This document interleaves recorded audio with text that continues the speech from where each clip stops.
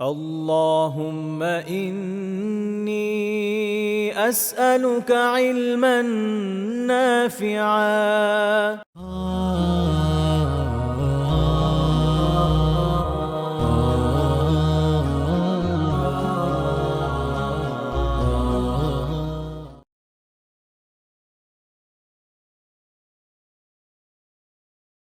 إن الحمد لله نحمده ونستعينه ونصلي على رسوله الكريم وعلى آله وأصحابه أجمعين ما بعد أعوذ بالله من الشيطان الرجيم بسم الله الرحمن الرحيم আমরা রাসূলুল্লাহ সাল্লাল্লাহু আলাইহি ওয়াসাল্লামের পবিত্র জীবনাচার থেকে কিছু বিষয় শেখার চেষ্টা করছিলাম আলহামদুলিল্লাহ। তো সেই সুবাদে আমরা পেছনে যে বিষয়গুলো নিয়ে আলোচনা করে এসেছি এর ভেতরে আত্মীয়দের সাথে আল্লাহ রাসূল সাল্লাল্লাহু আলাইহি ওয়াসাল্লামের যে সম্পর্ক এবং তিনি এ বিষয়ে উম্মাহকে যে দিক নির্দেশনা দিয়ে গেছেন সে বিষয়ে আমরা আলহামদুলিল্লাহ আলোচনা করেছি।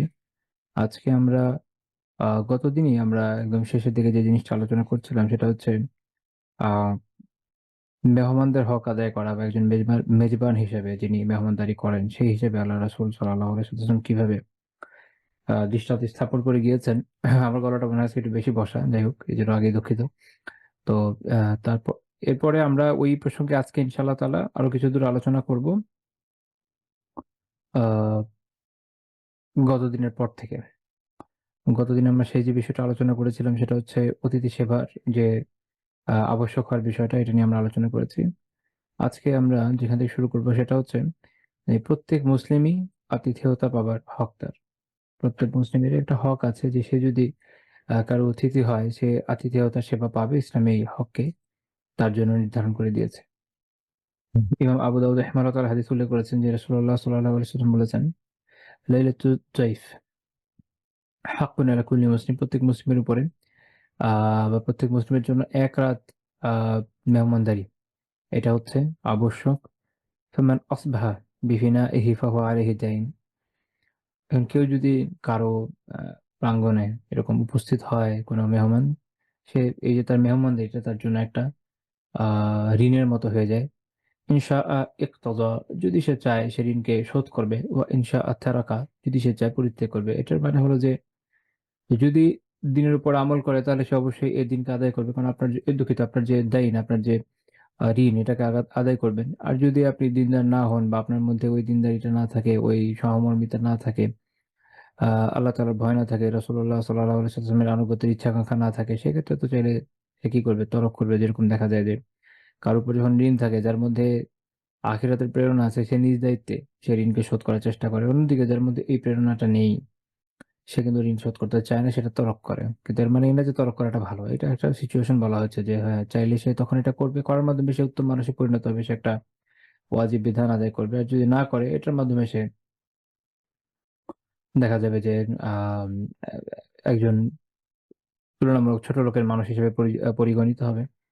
কারণ মেহমানদারি এটা যুগ, যুগ ধরে সবসময় সকল সমাজে, সকল সভ্যতায়, আ সকল যুগে উত্তম একটা চারিত্রিক বৈশিষ্ট্য হিসেবে পরিগণিত এবং ভালো মেহমানদারি এটা সবসময় বিভিন্ন জায়গায় যারা অভিজাত ব্যক্তিত্ব তাদের পরিচিতি হিসাবে পরিগণিত হয়ে আসছে। তো বিভিন্ন ব্যক্তির জীবনে যখন আমরা পড়ি আমরা এটা দেখি যে কে কত ভালো এরকম ছিলেন, মেহমানদারি করেছেন বা মানুষকে কিভাবে আপ্যায়ন করেছেন, কিভাবে মানুষের জন্য ব্যয় করেছেন। তো এটা সবসময় এটা খুব গুরুত্বপূর্ণ একটা বিষয়। তো এটা যদি না করে স্বাভাবিকভাবে সে একজন ছোট লোক হিসেবে পরিগণিত হবে এবং মানুষের কাছে ছোটও হয়ে যাবে। আর ইসলামের দৃষ্টিতে তো হবেই। এটা সুনান আবু দাউদের ৩৭৫০ নম্বর হাদিস শেখ আলবানী রাহমাতুল্লাহ সহিহ বলেছেন। উসমান বিন মাযউন রাদিয়াল্লাহু তাআলা একজন সাহাবী ছিলেন। তিনি আ চেয়েছিলেন যে তিনি টানা সিয়াম পালন করবেন, সারারাত জেগে সলাত আদায় করবেন, আ বিয়ে করবেন না। এগুলোর মাধ্যমে উনি এক ধরনের রহবানিয়া বা সন্ন্যাস বৃত্তি অবলম্বনের ইচ্ছা পোষণ করেছিলেন যে এভাবে শুধু উনি দিন পালন করবেন। তো যখন এই ঘটনা রাসূলুল্লাহ সাল্লাল্লাহু আলাইহি ওয়াসাল্লাম জানলেন, তিনি বললেন, "ইয়া উসমান, রাগিবতা আন সুন্নতি, তুমি কি আমার সুন্নাত থেকে বিমুখ হতে চাও?" তো তিনি বললেন যে, লা ওয়াল্লাহি আল্লাহর কসম না ইয়া রাসূলাল্লাহ। ওয়ালাকিন সুন্নাতাক আতলুবু, বরং আপনার সুন্নতই তো আমি চাই। আপনার সুন্নতই তো আমি খুঁজি। অর্থাৎ উনি এই ক্ষেত্রে বোঝা যাচ্ছে যে রাসূলুল্লাহ সাল্লাল্লাহু আলাইহি ওয়াসাল্লামের সুন্নাহ বলতে উনি হয়তো এভাবে বুঝে থাকবেন যে আ যেহেতু সালাত আদায় করা খুব গুরুত্বপূর্ণ রাতে আল্লাহ রাসূল করেছেন এবং করেন তাহাজ্জুদ আদায় করেন। তো তিনি মনে করেছেন তাইলে আমি একদম কিছু রাত না ঘুমিয়ে পুরো রাত সবসময় করতে থাকি এবং সেই সাথে আমি কখনোই সিয়াম না ছাড়ি। যেহেতু আল্লাহ রাসূল সাল্লাল্লাহু আলাইহি ওয়াসাল্লাম সিয়ামের গুরুত্বের কথা বলেছেন, নফল সিয়ামের। এবং আ যেহেতু এগুলো করতে গেলে তাহলে স্ত্রীর হক আর কিভাবে আদায় করবেন? তাহলে ওটাও বাদ দিয়ে দিই, এরকম আরকি। এই কারণে বোঝা যাচ্ছে উনার কথা থেকে যে আমি তো সুন্নতি অন্বেষণ করছি। আমি তো আপনার সুন্নতি চাই। তো তখন রাসূলুল্লাহ সাল্লাল্লাহু আলাইহি ওয়াসাল্লাম বললেন, এটাও গুরুত্বপূর্ণ বিষয়। সকল বিষয়ে যে একটা ভারসাম্যের শিক্ষা ইসলাম দেয় সেটা আমরা এখান থেকে পাই। তিনি বলছেন যে, "ফাইন্নী আনামু ওয়া উসাল্লি।" আমি তো ঘুমাই এবং আমি সলাত আদায় করি। অর্থাৎ আমি রাতে কিছু অংশে ঘুমাই, কিছু অংশে সলাত আদায় করি, তাহাজ্জুদ আদায় করি। আসুম ওয়া উফতির। আমি সিয়ামও আ আদায় করি, আবার সিয়াম ছাড়িও। দেখা যাচ্ছে যে আল্লাহ রাসূল সাল্লাল্লাহু আলাইহি ওয়াসাল্লাম আ সোমবার, বৃহস্পতিবার সিয়াম পালন করতেন। এটা উৎসাহ দিয়েছেন। আইয়ুমে বীজে সিয়ামের উৎসাহ দিয়েছেন। শাবান মাসে উনি তুলনামূলক বেশি সিয়াম পালন করতেন। সেটাও সর্বোচ্চ যখন হয়েছে আধা মাস। আ তো সেই হিসাবে এর থেকে বেশি তো উনি এভাবে টানা কখনো করেন নাই। তো এটা উনি বলছেন যে আসুমু ওয়া উফতির। আমি সিয়াম পালন করি এবং আমি সিয়াম ভাঙিও। আনকিহুন নিসা। আমি তো নারীদের বিয়েও করি। তো তার মানে এটা হচ্ছে আল্লাহ রাসূল সাল্লাল্লাহু আলাইহি ওয়াসাল্লামের সুন্নাহ যে রাতে মানুষ ঘুমাবেও, তাহাজ্জুদও আদায় করবে, বিয়ে করবে, সিয়াম পালন করবে, আবার সিয়াম ছাড়বেও। তারপর তিনি বললেন, "ফাত্তাকিল্লাহ ইয়া উসমান, হে উসমান আল্লাহকে ভয় করো। ফাইন্না লিআহলিকা আলাইকা হাক্কা।" কারণ নিশ্চয়ই তোমার পরিবারের তোমার উপর হক আছে। তার মানে হচ্ছে আল্লাহকে ভয় করতে হবে কি বিষয়ে? হকগুলোকে। আমরা পরবর্তীতে যে হকগুলো নিয়ে কথা বলতে যাচ্ছি, এই হকগুলোকে আদায় করার ক্ষেত্রে আল্লাহ তাআলাকে ভয় করা আবশ্যক। কেননা এই হকগুলো যদি আদায় করতে যান, তাহলে এইভাবে আপনি আমল করলে এই হকগুলো কখনোই আদায় পারফেক্টলি করতে পারবেন না। হ্যাঁ, অনেক সময় অনেকে নিজের হক ছেড়ে দেয়, এটা আলাদা বিষয়। কিন্তু এমনিতে আপনি যখন আদায় করতে যাবেন, আপনি পারবেন না। তো তিনি বলছেন যে, "নিশ্চয়ই তোমার পরিবারের তোমার উপর হক আছে।" পরিবার নিজের স্ত্রী এবং এর বাইরে যদি সন্তান-সন্ততি থাকে তারা। তো সবারই তো হক আছে। এই হকগুলোকে আদায় করতে হবে। একজন মানুষ যদি সারারাত সলাত আদায় করে, এখন ঘুম তো আসবে, তো ঘুমাবে দিনে। তো কাজ করবে কখন, কামাই করবে কখন, পরিবারকে দেখভাল করবে কখন, তাদেরকে সময় দিবে কখন? তাহলে পরিবারের হক আছে এবং পরিবারের প্রয়োজন আছে, শারীরিক প্রয়োজন আছে, সেটা পূরণ করা দরকার। আমাদের এখনকার সময় তখনকার সোসাইটি এরকম ছিল না। মানে আমরা এখন যে ধরনের বাড়ি ব্যবহার করি, আপনারা হয়তো জানেন কিনা যে একটা সময় এরকমও ছিল সাহাবাদের একদম ১ম যুগে দরজায় আসলে থাকতো না। আ দরওয়াজা থাকতো না। আ পর্দার ব্যবহার ছিল না। তো ঘর উন্মুক্তের মতো। তো দিনের বেলায় স্বামী-স্ত্রী intimacy র কোন সুযোগ নেই। ওটা শুধু রাতেই হতে পারে। তো ওই আমলে যদি কেউ রাতে সারা রাত জেগে সলাত আদায় করে, সে স্ত্রীর হক তো আদায় করতে পারবে না। পরবর্তীতে বিষয়টা যেহেতু ভিন্নতা আসছে, কারণ অনেক আলিম পরবর্তী সময়ে একটু ভিন্নভাবে আমল করেছেন। কিন্তু ওই সময়কার প্রেক্ষাপটে এটা গুরুত্বপূর্ণ কথা। অর্থাৎ মূল শিক্ষাটা হচ্ছে এটা যে এমনভাবে জীবনযাপন করো না যে স্ত্রীকে হক তুমি আদায় করতেই পারছো না। ওয়াইন আলী দোহাইশিকা আলীকা হাক্কা। এটা খুব গুরুত্বপূর্ণ কথা এরপরে যে তোমার যে মেহমান তাদেরও তো তোমার প্রতি হক আছে। তাহলে মেহমানের হক আছে। তেমনি স্ত্রীর হকটা যেমন ওয়াজিব, মেহমানের হকটাও ওয়াজিব। এবং এটা হচ্ছে ওই আমরা এর আগে আলোচনা করেছি একদিন এক রাত। বাট এটা আবার একটা ইস্যু আছে যে এটা আমি একটু পরে ইনশাআল্লাহ আলোচনা করব। সব অঞ্চলের জন্য না। এটা আলিম অঞ্চলের ভেদও করেছেন। আমরা এটা দেখব ইনশাআল্লাহ। তো না যখন মেহমান আসে তাকে তার মেহমানদারি করা দরকার। তার সাথে কথা বলা দরকার। আমরা দেখব যে রাসূলুল্লাহ সাল্লাল্লাহু আলাইহি ওয়াসাল্লাম তার মেহমানদের সাথে কথা বলতেন, আ হাস্যরস করতেন, তাদের সাথে আলাপে অংশ নিতেন। তো এগুলো একটা আদবের মধ্যেই পড়ে। তো এই হকগুলো তাদের আছে। তুমি ওইটা বাদ দিয়ে যদি বসে থাকো, তোমার মতো শুধু সলাত আদায় করো, আ রাত জেগে ইবাদত করছো, সিয়াম পালন করছো, এরকম। আবার দেখা গেল বিয়েই করে নাই। মেহমান আসলে মেহমানদারি করবে কোত্থেকে? ব্যাচেলর মানুষের এর যে মেহমানদারি, এটা তো কিরকম হয় আমরা জানি। তো যাই হোক, তো এটাতে যেটা হচ্ছে যে মেহমানের হকটা আসলে আদায় হচ্ছে না। তো মেহমানের হক তাহলে আদায় করা জরুরি। তো এখান থেকে আমরা বুঝলাম যে মেহমানের হকটা কত গুরুত্বপূর্ণ ইসলামে। ওয়াইন লিনাফসিকা আলাইকা হাক্কা। আর তোমার নিজের নফসেরও তো তোমার প্রতি হক আছে। তোমার নফসের হক আছে যে সে ঘুমাবে, সে স্ত্রীর সাহচর্য পাবে, সে পর্যাপ্ত পরিমাণে খাবার খাবে। তাহলে এটা খুব গুরুত্বপূর্ণ বিষয়। যদি এটা না হতো তো রাসূলুল্লাহ সাল্লাল্লাহু আলাইহি ওয়াসাল্লাম এভাবে আ করতেন না। এভাবে জোর দিতেন না ওসমান বিন মাযউন রাদিয়াল্লাহু তাআলা আনহুকে। এখান থেকেই বোঝা দরকার আমাদের যে স্বাস্থ্য সচেতনতাটা এটা শরিয়ার শিক্ষাই। একটা হচ্ছে যে আপনার ঘাড়ে অর্থবিত্ত নাই বা আপনি খেতে পাচ্ছেন না, কিছুই না। এটা তো একটা কিছু করার নেই, আপনার সামর্থ্যের বাইরে। কিন্তু আল্লাহ তাআলা আপনাকে সামর্থ্য দিয়েছেন। তখন আপনার উচিত যে রাসূলুল্লাহ সাল্লাল্লাহু আলাইহি ওয়াসাল্লামের যে উত্তম সুন্নাহ এটাকে অনুসরণ করা। আল্লাহ রাসূলকে দেখেন, তিনি আ মাগরিবের পরপর খাইতেন। ইশার পরে কথা বলা পছন্দ করতেন না, ঘুমায়ে যেতেন। এরকম একটা সুন্দর জীবন যদি আমরা গঠন করতে পারি, আপনারা হয়তো জানেন যে রাত ১০টা থেকে আ আই থিংক আমার টাইমটা এক্সাক্ট খেয়াল নাই। ১০টা থেকে আই থিংক ১টা-২টা এটা হচ্ছে আপনার শুরুটা মনে আছে ১০টা থেকে। এটাকে বলে গোল্ডেন পিরিয়ড অফ স্লিপিং। এই সময়টা মানুষ যখন ঘুমায় তার ঘুমটা পর্যাপ্ত হয়, একদম পারফেক্ট হয়। এবং এই সময়টা আপনি ঘুমিয়ে দেখেন আপনার ৩টার দিকে অটোমেটিক্যালি ঘুম ভেঙে যাবে। এবং এটার কারণেই আগে এখনো যদি কেউ এভাবে জীবনযাপন করে ইনশাআল্লাহ সেম জিনিসই দেখবে যে তার অ্যালার্ম লাগবে না। সে এমনিতেই তাহাজ্জুদে উঠে যাবে ইনশাআল্লাহ তাআলা। কারণ ওই যে পর্যাপ্ত ঘুমের সময়টা সে পাচ্ছে এবং এই সময়কার ঘুম মানুষের শরীরের উপর গুরুত্বপূর্ণ প্রভাব বিস্তার করে। তাকে অ্যাক্টিভ রাখে, তাকে শারীরিকভাবে সক্ষম রাখে, স্ত্রীর সাথে বা স্বামীর সাথে সম্পর্কের ক্ষেত্রেও আ উত্তম সহায়ক হয়।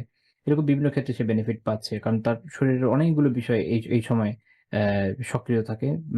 অনেকগুলো ডেভেলপমেন্টাল ইস্যু থাকে। তো এইভাবে যখন কেউ জীবনযাপন করবে তারপর দেখবেন তাহাজ্জুদের সময় আপনি অটোমেটিক্যালি উঠে গেছেন। আপনার ঘুম আলহামদুলিল্লাহ পর্যাপ্ত হয়েছে। আপনি তাহাজ্জুদের সময় তাহাজ্জুদ আদায় করেন।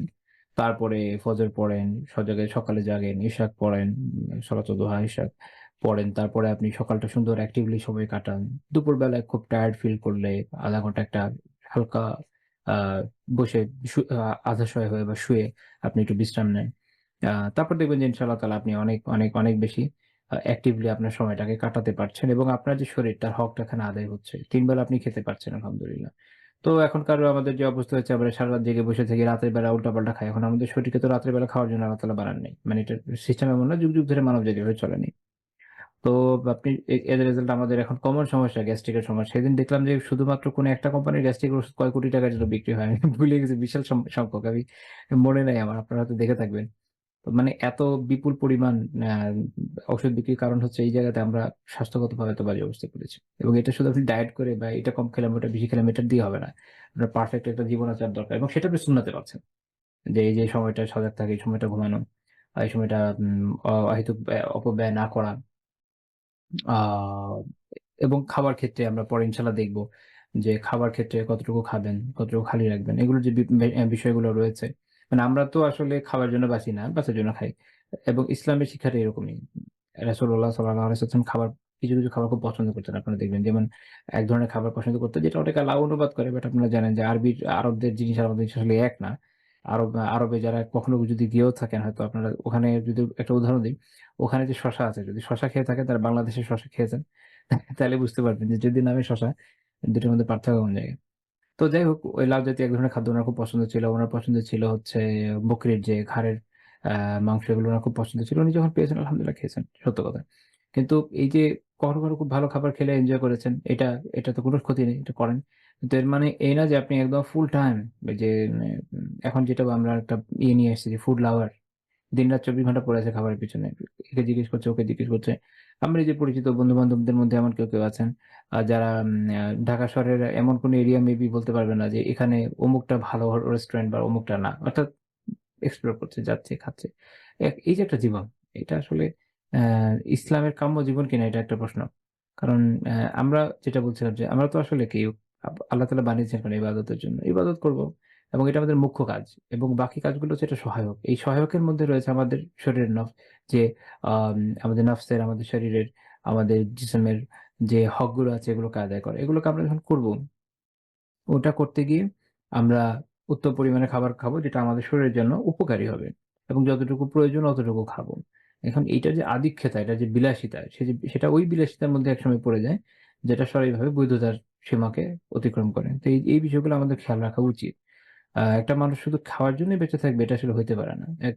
দেখা যাচ্ছে যে একজনের আলহামদুলিল্লাহ ইনকাম খারাপ না। এখন বাংলাদেশের আ বিশেষ করে শহরে ঢাকায় যে এরকম জীবনযাত্রার মান একজন মানুষ ৪০, ৫০, ৬০,০০০ টাকা কামিয়ে আসলে এমনিতেই খুব টানাটানির মধ্যে অনেকে পড়ে যায়। এরিয়া ভেদে। কারণ কোন এলাকাতে বাড়ি ভাড়া সবচেয়ে কমেই ৩০,০০০ পড়ে যাচ্ছে।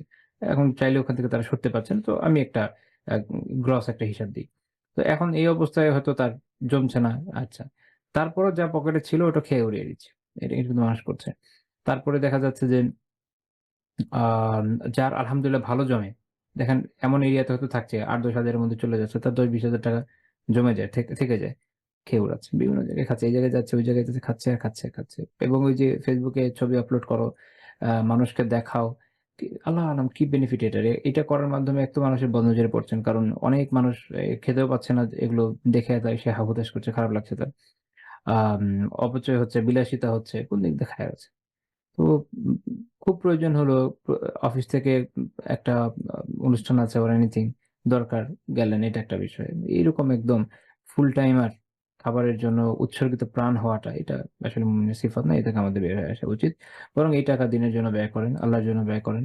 আপনি আখিরাতকে বানান। কারণ আপনি যা খেয়ে শেষ করে দিচ্ছেন, এটা আপনার তো আখিরাতে খুব কাজে আসবে না। কিন্তু আপনি যদি এটা দিনের জন্য ব্যয় করেন, সারা দুনিয়াতে মুসলিমদের কত প্রয়োজন, বিভিন্ন জায়গায় ব্যয় করেন, দিনই কত খাত আছে, কত জায়গায় ইউজ করা যায়। তো আপনার নিজের আত্মীয়স্বজন আছে, আত্মীয়স্বজনের অনেক হয়তো অভাবী, তাদের জন্য ব্যয় করেন, সেভ করেন, বাচ্চা-কাচ্চা আছে তাদের জন্য ভবিষ্যতে লাগবে। অনেক কিছুই প্রয়োজন আছে। এই অপচয় করা থেকে বেঁচে থাকেন। আল্লাহ তাআলা আমাদের তৌফিক দেন। আমিন। তো যাই হোক আল্লাহ রাসূল বলেন কি? ওয়া ইন্না লিনাফসিকা আলাইকা হাক্কান, যে তোমার নিজের যে সত্তা তারও তোমার উপর একটা হক আছে। তাহলে এই হকটাকে কিন্তু আমাদের আদায় করতে হবে। যেটা থেকে আমি এই কথাটা বললাম যে স্বাস্থ্য সচেতন হওয়া, নিজের যে কল্যাণটা বোঝা, নিজের কল্যাণটা বোঝা, এটা কিন্তু দ্বীন আমাদেরকে শেখাচ্ছে। এখান থেকে আমাদের বলছে না দ্বীন যে এখান থেকে বের হয়ে যাও। বরং এটার একটা সমন্বয় করাটাই দ্বীন আমাদেরকে শিখাচ্ছে। তারপর তিনি বলেন ফাসুম ওয়া আফতির, যে তুমি সিয়াম পালন করো এবং সিয়াম ভাঙো। কখনো রাখো, কখনো রেখো না। ওয়াসল্লি ওয়া নাম, সালাতও আদায় করো রাতে, আবার ঘুমাও। এই যে একটা ব্যালেন্স এই হাদিসে পাচ্ছেন, সুবহানাল্লাহ। এইটাই হচ্ছে ইসলামের একটা কোর প্রিন্সিপাল। সবকিছুতে একটা ব্যালেন্স থাকা। তো এই হাদিসে সুনান আবি দাউদের 1369 নম্বর হাদিস, শেখ আলবানী রাহিমাহুল্লাহর মতে এটা সনদ সহিহ। আরেকটা হাদিস আমরা এই বিষয়ে দেখতে পারি, এই অতিথির হকের বিষয়ে। হ্যাঁ, এটা সহিহ বুখারী, সহিহ মুসলিমে এসেছে। উকবা বিন আমির রাদিয়াল্লাহু তাআলা তিনি বলেন, নবী সাল্লাল্লাহু আলাইহি ওয়াসাল্লামকে তিনি বললেন যে, আপনি তো আমাদেরকে এমন এমন জাতির কাছে পাঠান, অনেক সময় যারা দেখা যায় যে এরা আমাদের কোনো মেহমানদারি করে না। এখন আপনাকে বুঝতে হবে যে আমরা কোন সময় কোন অঞ্চল নিয়ে কথা বলছি। আ এমন ঊষর প্রান্তর, ওখানে কোন একটা গোত্র আছে, সেই গোত্রের নিজস্ব ভেড়া আছে, দুম্বা আছে বা তাদের উট আছে। আপনি যদি ওখানে যান, ওদের আতিথেয়তা পান, তো ওগুলো থেকে আপনি দুধ পাবেন, আপনার প্রয়োজনীয় গোশত পাবেন। কিন্তু যদি তারা আতিথেয়তা না করে, তাহলে ওই ঊষর প্রান্তরে আপনি কিছুই পাবেন না। এমন একটা জায়গা। তো ওইসব জায়গায় পাঠানোর পরে দেখা যাচ্ছে যে এখন সবার মধ্যে তো ওই মহানুভবতা নাই। হ্যাঁ? কারণ আপনারা হয়তো পড়ে থাকবেন যে আরবের কোনো গোত্র ছিল কি? ডাকাতি করে বেড়াতো, এমনও ছিল। তো সবার মধ্যে তার মহানুভবতাটা নাই। তো দেখা গেছে যে তারা মেহমানদারি করছে না। যখন জিজ্ঞেস করেন যে আমরা কি করব? তখন আল্লাহ রাসূল সাল্লাল্লাহু আলাইহি ওয়াসাল্লাম বললেন, ইন নাযালতুম বিকওম ফাউমিরা লাকুম বিমা ইয়ানবাগি লিয-যায়ফি ফাআকবালু। তুমি যদি কোন জাতির কাছে যাও, কোন এরকম গোত্রের কাছে যাও, তাদের কাছে তারা আতিথেয়তার জন্য যা দেয় এটা কবুল করো। ফাইন লাম অ্যা ফা ফাইন লাম ইয়াফআলু, এখন দেখা গেল যে তারা এটা করল না। আতিথেয়তার জন্য কিছুই দিল না। তো কি করবে? ফাখুযু মিনহুম হাক্কাত যায়ফ, তাহলে তখন অ অতিথির যে হক, সেই অংশটুকু নিয়ে নাও তাদের থেকে। এটা সহিহ বুখারী ২৪৬১ নম্বর হাদিস। ইবনে কুদামা রাহিমাহুল্লাহ মুগনিতে বলছেন যে অর্থাৎ তাদের জমিন থেকে, মানে তাদের ফসল থেকে, তাদের যে গবাদি পশু আছে এখান থেকে তাদের অনুমতি ছাড়াই যতটুকু তোমাদের মেহমানদারির জন্য আবশ্যক এতটুকু নিয়ে নাও। এটা এখান থেকে একটা মাসালা আলিমরা বের করেছেন। যে তাহলে যখন কেউ এমন জায়গায় যাবে, কোন জায়গায় এটা একটু বোঝাও দরকার।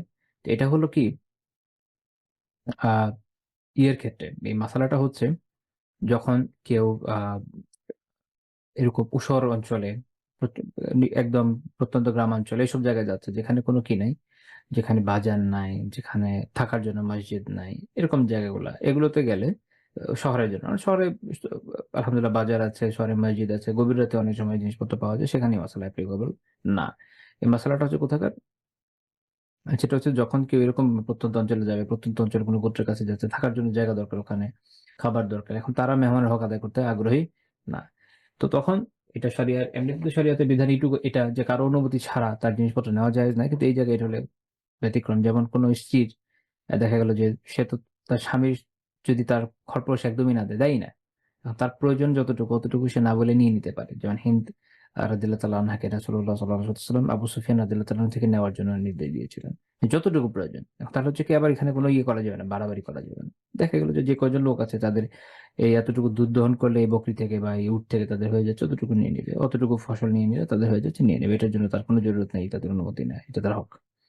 আর আরেকটা হচ্ছে যে ইভেন এমন হয় যে হতে পারে যে যদি ওখানে কোনো শাসক থাকে, তার কাছে এটা বিচারও দেওয়া যায় যে আমাকে দেয় নাই। কেন আমাকে এই সুযোগটা দেয়নি, এটা তার হক ছিল, এটা আমি পাইনি। তো এখান থেকে আমরা বুঝলাম যে ইসলাম মুসলিমের আতিথেয়তা পাওয়ার অধিকারটা কত ব্যাপকভাবে সংরক্ষণ করেছে এবং এটার জন্য কত ব্রড নির্দেশনা আমাদেরকে দিয়েছেন। তবে এখানে ইসলাম মেজবানের দিকটাও দেখেছে যে আহ, আমরা এর আগে দেখেছি যে একদিন এক রাতও তার জন্য তার হক ওয়াজিবের মধ্যে পড়ে। ৩ দিন পর্যন্ত থাকাটা এটা পরিপূর্ণতার দিকে যায়, এটা মুস্তাহাব। আর এর বেশি থাকাটা সাদাকা, ঠিক আছে। কিন্তু কথা হচ্ছে যে এটা যে যদি এমন হয় যে সে এর থেকেও বেশিদিন থাকতে চায়, থাকতে পারে। সেটা কখন? সেটা হচ্ছে যে, যে আ মেজবান, মনে করেন আমার বাসায় কেউ এলো। এখন আমি বললাম যে, "ভাই থেকে যান। আরো কয়েকটা দিন থেকে যান।" এখন আমি এটা বললাম বলার পরে সে এগ্রি করলো, ঠিক আছে আমি থাকি, এক্ষেত্রে বৈধ। এখন আমি কিছুই বললাম না, কিছু বলা ছাড়াই সে মনের সুখে রয়ে গেল এটা ছাড়িয়া। যদি আমার জন্য কষ্টদায়ক হয় এটা তখন আর বৈধ নয়। এটা সহিহ বুখারীর 6135 নম্বর হাদিস। রাসূলুল্লাহ সাল্লাল্লাহু আলাইহি ওয়াসাল্লাম বলেছেন যে মান কানা ইউমিনু বিল্লাহি ওয়াল ইয়াউমিল আখির, যে আল্লাহ এবং আখিরাতের প্রতি ঈমান রাখে, ফালইউকরিম যায়ফা, সেজন্য তার মেহমানকে সম্মান করে। জাইজাতুহু ইয়াউমুন ওয়া লাইলা, তার এই সম্মান সেটা একদিন এক রাত, একদিন এক রাতের মেহমানদারি। ওয়াজিয়াফাতু সালাসাতু আইয়াম, মেহমানদারি সাধারণত হলো 3 দিন, 3 দিন 3 রাত, 3 দিন 3 রাত পর্যন্ত। এটা হচ্ছে যে অতিরিক্তটা। ফামা বা'দা যালিকা ফাহুয়া সাদাকা, এরপরে যা আছে তা হচ্ছে সাদাকা। ওয়ালা ইয়াহিল্লু আন ইয়াসবিয়া ইনদাহু হাত্তা ইখরিজা, এম মেহমানকে মানে এতদিন থাকে, এই সময় পর্যন্ত থাকা তার জন্য, তো তার কাছে থাকাটা বৈধ না, যে মেজবানকে কষ্ট হয়ে যাবে। অর্থাৎ মেজবানকে কষ্ট দিয়ে তার কাছে মেহমানের অবস্থান করাটা তখন আর বৈধ না। তো মোল্লা আলী খেরি আহমেদ বলছেন, অর্থাৎ ইনদা মুদিফি বা'দা সালাসাতি আইয়াম বিলা ইস্তিদআইহ, অর্থাৎ 3 দিনের পরে যদি যে মেজবান সে নিজে থেকে এরকম আর থাকার ইয়ে না বলে, তখন তাকে কষ্ট দিয়ে তার কাছে থাকাটা তখন এটা কিনা বৈধ না। তো আলহামদুলিল্লাহ এই দিকটাও আমরা দেখছি যে ইসলাম এই দিকটাও দেখছে যে এমন যেন না হয় যে আচ্ছা মেহমানের অধিকার আছে, অনেকে আছে না, গিয়ে একদম আমি 1 মাসের আগে তো এখান থেকে নড়বই না, ওইদিকে মেজবানের 12টা বেজে যাচ্ছে। এবং এটা সব ক্ষেত্রেই প্রযোজ্য, হ্যাঁ এটা সব ক্ষেত্রেই প্রযোজ্য। দেখা গেল যে অনেকের কিন্তু এরকম সমস্যা হয়, যারা আসলে বাসায় এরকম থাকার জায়গা নাই, কাচ্চা বাচ্চা আলহামদুলিল্লাহ ভালো আছে, রুম ছোট, আবার আর্নিং অনেক কম, নিজেই হয়তো কোনো পেরেশানিতে আছে। আমাদের তো আবার এই স্বভাব খুব ব্যাপক আমাদের আহ, জাতি হিসেবে, যে যে কেউ একজন ডাক দিলে দৌড় দিয়ে চলে যাবো। আবার অনেক ক্ষেত্রে হয় কি, এটা একটা পয়েন্ট যে আমরা এখানে মুখে মুখে বলি আমাদের সমস্যা, জানেন তো, আরেকটু নেন আরেকটু নেন, আর মনে মনে বলি না আরেকটু আরেকটু নিয়েন না, নিলে কিন্তু আমার নিজের খাওয়ার জায়গা থাকবে না। এই এই ধরনের আদিক্ষেতা এটা খুবই অপছন্দনীয়, এবং এটা এটা করতে গিয়ে আমি নিজের জীবনে অনেক মুসিবতের সম্মুখীন হয়েছি বিভিন্ন সময়ে। কিরকম, যে আমি হয়তো কোথাও খেতে গিয়েছি বা কারো বাসায় গিয়েছি বা যেখানেই হোক ধরেন, আমি যখন সাধারণত বলি যে না, আমি আর খাবো না, খাবো না মানে খাবোই না আসলে আমি, এর মানে এই না যে আরেকটু দেন। ইউজুয়ালি অনেকে যেটা বলে না, আর আর আর দিয়েন না, তেমন আরেকটু দেন। তো আমারটা এটা না, স্টেট যাতাই, কারণ ওটা মিথ্যা, আমি মিথ্যা বলবো না। তো আমার কথা হচ্ছে এটা, দেন না মানে দেন না ভাই। সুবহানাল্লাহ, এটা মানানো অনেক কষ্ট করে যায়। অনেকে মনে করে কি, আমি যতই নানা করি অনেকে মনে করে তার মানে আরো হ্যাঁ হ্যাঁ, এবং এটা যেন আরো দিতে থাকে। আমি পরে একসময় এটা শিখলাম যে এভাবে হবে না। তারপরে আমি এভাবে বলতাম যে দেখেন, আমি যে বলছি না এটার মানে হ্যাঁ না, এটার মানে নাই, তার মানে দিয়েন না। তখন অনেকে থতমত খেয়ে যায়, হ্যাঁ? মানে এক্সপ্রেশন থেকে বোঝা যায় যে সেটা ভাবে নাই। না, তো তারপরে ধরেন দিতে হলে বলছে হ্যাঁ দেন, আমার লাগবে। অত ম্যাক্সিমাম সময় আমি বলেছি আমার কিচ্ছু দেওয়া লাগবে না, আমার যতটুকু দরকার আমি নিয়ে নেবো আপনার মেহমানদারি, আলহামদুলিল্লাহ জাযাকাল্লাহ খাইর। এর বেশি আর দরকার নেই। যা দিয়েছেন সুন্দর সাজিয়ে দিয়েছেন, নিজেরটা আমি নিজে নিয়ে খেতে পারি, আল্লাহ তাআলা হাত দিয়েছেন। তো এই একটা সমস্যা, যেহেতু আমাদের আল্লাহু আ'লাম এটা কিভাবে তৈরি হয়েছে, বাট এটা আমাদের সমাজের মধ্যে আছে যে আধিক্যতা দেখা এক ধরনের। বাইরে এক কথা বলবে কিন্তু ভিতরে তার চিন্তা আরেকটা। বাইরে হ্যাঁ মানে বাইরে না না, ভিতরে হ্যাঁ হ্যাঁ, ভিতরে হ্যাঁ হ্যাঁ, বাইরে না না, এটা রিড করা খুব টাফ। আমি নিজে রিড করতে পারি না। ইভেন আমার সাথে এরকম হয়েছে, আমার আত্মীয় দেখা গেছে বাসায় এসছে, যখন বলছে যে আচ্ছা চলে যাবো আজকে, তা আমি বললাম না না, থাকেন, আসছেন যখন আপনাদের থাকার জায়গা আছে থেকে যান, সমস্যা নেই। তো তারপর ধরেন এরকম অনেক কাজ দেখাচ্ছে। এখন আমি তো আসলে খুব এই বিষয়ে খুব সিম্প্যাথেটিক লোক, কারণ আমি নিজে যখন কোথাও যাই, আমার যেহেতু মানে কি বলে এটাকে, 9টা 5টা অফিস না আমার লাইফ, এরকম না, এবং এরকমও না যে সপ্তাহে কোনো ফ্রি ডে আছে। আমি আলহামদুলিল্লাহ আল্লাহ তাআলার রহমতে প্রতিদিনই কোনো না কোনো, আলহামদুলিল্লাহ আল্লাহ তাআলার শুকরিয়া, কোনো না কোনো কাজে আলহামদুলিল্লাহ হয়তো ইনভলভ থাকি এনিহাউ। আর কিছু না থাকলে বসে বসে পড়ি মনে করেন, বা কিছু যদি মনে করেন তাও না করি, তারপর আমার বাসাই ভালো লাগে। আমি একটু হোমসিক টাইপের মানুষ। আচ্ছা, নিজের একটা ত্রুটি, এটা ভালো ত্রুটি, ভালো বিষয় না, বাট ওকে, অ্যাডমিট করতে হচ্ছে। বা গেল আলাম, হয়তো আমার মতো আরো অনেকে আছেন যারা বাসায় পছন্দ করেন। তো যাই হোক, কিন্তু মোস্ট অফ দ্য কেসে যেটা হয় যে কাজ যেগুলো করি অনেক ক্ষেত্রে এরকম হয় যে আমি তো আসলে অন্য জায়গায় এটা করতে পারি না, বাসায় করা লাগে। যেমন আপনাদের ক্লাস আছে, আপনাদের সাথে আমার সপ্তাহে 3 দিন ক্লাস আছে, আরো 2-একটা জায়গায় ক্লাস আছে আলহামদুলিল্লাহ। তো এগুলো করতে গিয়ে এটা তো আসলে সম্ভব না যে আমি আমার পুরো সেট আপ নিয়ে ঘুরে বেড়াবো। এটা তো আমাদেরকে বোঝানো যায় না। আত্মীয়-স্বজন যারা আছেন অনেকে দেখা গেছে যে আল্লাহর রহমতে তাদের যে জব, তাদের অফ ডে আছে, চাইলে অফ নিতে পারেন এরকম। তো খের, যেটা বলছিলাম, তো এখন হয় যেটা যে এরকম ধরেন গেলাম, আমি যতই বলি ভাই আমার অনেক জরুরি কাজ আছে এবং আমি এরকম রেগুলার ছুটিটা নিতে পারছি না। তো তারা কিন্তু এটাকে অ্যাকসেপ্ট করতে রাজি হয় না। তারা মনে করে যে এখন জোরাজুরি করতে হবে। কি করতে হবে? জোরাজুরি করতে হবে। জোরাজুরি করে রেখে দিতে হবে। এখন আমি এই ক্ষেত্রে খুবই অসামাজিক। আমি কিন্তু বলে দেব যে, "ভাই যতই জোরাজুরি করেন, আমি আসলেই চলে যাব। সিরিয়াসলি চলে আসি।" তো এটা আলহামদুলিল্লাহ মোটামুটি আত্মীয়স্বজনরা শিখে গেছে। এখন তারা এটার সাথে হ্যাবিচুয়েটেড। আল্লাহর শুকরিয়া। আচ্ছা। আর অন্যদিকে যেটা হইছে যে আমার কাছে এসে এখন যখন এরকম বলছে, তা আমি সিম্পলি এভাবেই ট্রিট করে ফেলছি যে, "আচ্ছা অনেক কাজ আছে তাই এই কাজ, এই কাজ, এই কাজ আছে। এতগুলো কাজ রেখে একটা মানুষ কিভাবে থাকবে এই জায়গায়?" হ্যাঁ, অনেক একটা লস হয়ে যাওয়ার একটা ইস্যু আছে। তার একটা উম ব্যবসা-ট্যাবসা করেন। বলছে, "ঠিক আছে।" বুঝাই দিয়ে দিছি। তা বাসায় সবাই খুব বকা দিল। আসলে বিষয়টা হচ্ছে এইটা যে তার মানে হচ্ছে তোমার একটু সাদাসিধি করবে তাকে রাখবা। আমি তো এই ভাষা বুঝি না। এই ভাষা তো আমার মাথার উপর দিয়ে যায়। তো যাই হোক আল্লাহ! এখন আমাদের এই এক সমস্যা আমাদের এই দেশে যে মানে কোনটা যে সোজা কোনটা যে উল্টা কথা আমি বুঝি না আসলে। বুঝা খুব টাফ। তো এটা একটু বুঝানো দরকার। যেভাবেই হোক যে আপনি যেই বাসায় গেছেন ওরা আসলে খুব ঝামেলা আছে কিনা, তাদের আসলে ইকোনমিক্যাল কোনো সমস্যা চলছে কিনা বা তারা এতদিন আপনাকে রাখতে পেরেছে এটাও দেখা খুব জরুরি। এটা ইহসানের মধ্যেও পড়ে এবং শরিয়াও এই বিষয়ে করেছে যে না তোমার তো আসলে ওয়াজিব হচ্ছে ১ দিন ১ রাত। এরপরে যেটা আছে এটা তো আসলে এ মুস্তাহাব তার থেকে বেশি হলে সাদাকা এবং সেটা যে করার তার ইচ্ছা। মুস্তাহাব সাদাকা আমলের জন্য কাউকে বাড়াবাড়ি করা কাউকে জোরাজুরি করা যায় না। সো যদি তোমার কোনো বিশেষ প্যারা না থাকে সুন্দর করে চলে যাও। যাতে যদি তার সমস্যা থাকে সে বেশি কষ্টের মধ্যে না পড়ে। এটা শরিয়ার দিকে খুব খেয়াল রেখেছে। এখন আমরা একটা উদাহরণেও যাবো ইনশাআল্লাহ যে আরেকটা খুব গুরুত্বপূর্ণ একটা উদাহরণ দেখব এই বিষয়ে যে খুব অভাবে, খুবই অভাবের সময়ও রাসূলুল্লাহ সাল্লাল্লাহু আলাইহি ওয়াসাল্লাম কিভাবে মেহমানদারি করেছেন। এটা আমাদের জন্য খুব গুরুত্বপূর্ণ একটা শিক্ষার বিষয়। কারণ আমরা অনেক সময় আমরা অনেকে মনে করি যে আমাদের তো অনেক অভাব। হ্যাঁ, অনেক অভাব ঠিক আছে। সেই অভাবের মধ্যেও কিছু হলেও করা যায়। আমরা সাহাবীদের উদাহরণ দেখব, আল্লাহর রাসূলের উদাহরণ দেখব ইনশাআল্লাহ। যে সেই সময় তারা কিভাবে এই বিষয়গুলোকে ডিল করেছেন এটা আমাদের দেখা দরকার। কারণ অ্যা আমাদের তো আসলে নাই অনেক বেশি এবং এটার কজও আছে। আমরা তো বিশেষ করে যারা আমার কথা শুনছেন এরা আশা করি একটা বড় অংশই শহরের মানুষ।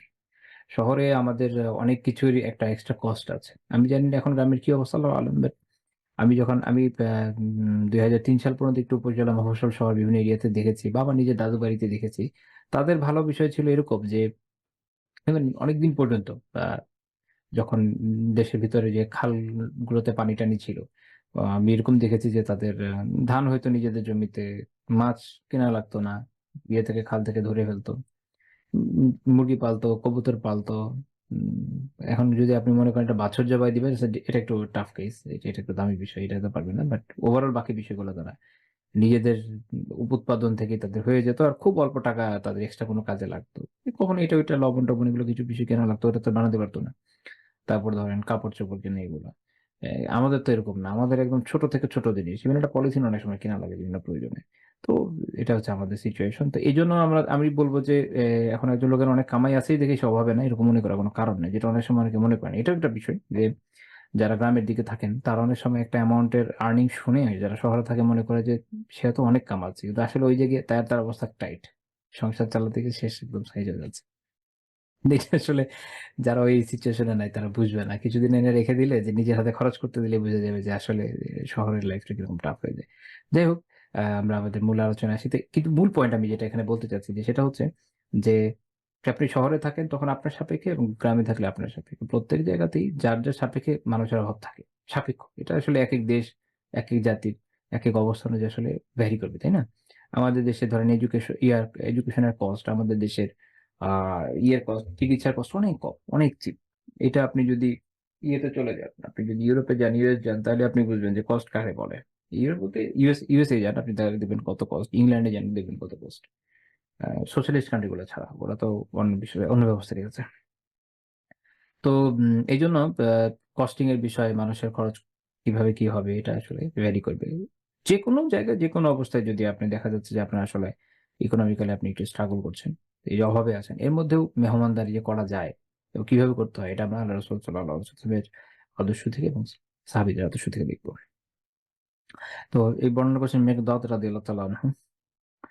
তিনি অ্যা তিনি এবং তার একজন সাথী অ্যা তিনি বলছে যে আমরা ২ জনের অবস্থা এরকম ছিল আ যে যে তাদের যে কষ্ট হচ্ছিল এই সময় খাদ্য সংকট ওভারঅল সিচুয়েশন তিনি বলছেন যে "কদ যাহাবাত আসমাউনা ওয়া আবসারুনা" আমাদের দৃষ্টিশক্তি দুর্বল হয়ে যাচ্ছিল এবং আমাদের যে শ্রবণ শক্তি চলে যাচ্ছিল। মানে আপনি যদি প্রচন্ড ক্ষুধায় অনেক সময় কাটান, আপনি দেখবেন যে আপনার মাথা ঝিমঝিম করবে, কানে তালা লাগার মতো হবে, চোখের মধ্যে অস্বস্তি হবে, মানে দৃষ্টিশক্তি দুর্বল হয়ে যাবে।